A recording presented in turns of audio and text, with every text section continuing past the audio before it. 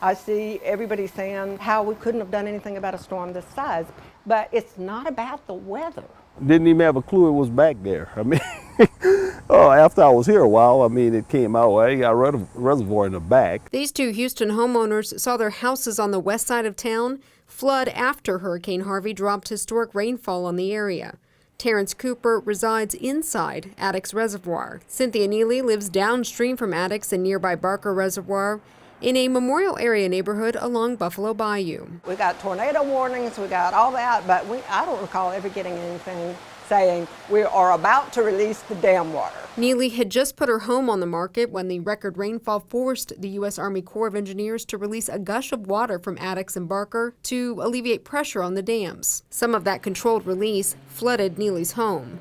As much as I love my home and I love my neighborhood, why would I want to spend a year rebuilding in fear of this happening again? The U.S. Army Corps of Engineers built the reservoirs back in the 1940s to protect central Houston from devastating floods. Decades later, developers built about 14,000 homes inside the flood pools. Those are the areas behind the dams where floodwaters accumulate, unbeknownst to homebuyers like Cooper. In this area here, we've had 2 people with insurance. My neighbor here and my neighbor here. The rest of the folks I'm dealing with don't have insurance. I mean, because why buy it if they tell you, well, you're not going to flood? He knows home values are going to take a hit, so Cooper's not going anywhere and has no plans to buy flood insurance because he doesn't think it'll happen again, at least not in his lifetime.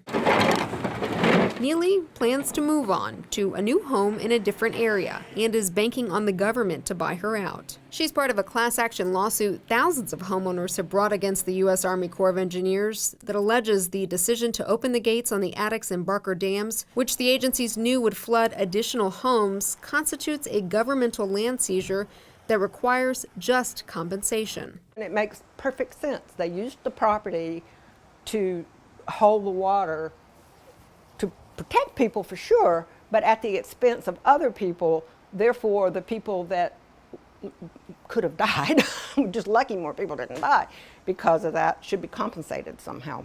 One in a barrage of lawsuits filed in the wake of Hurricane Harvey that directs blame at every level of government for the flooding that resulted long after the skies cleared. Reporting in Northwest Houston, this is Alana Rocha for the Texas Tribune.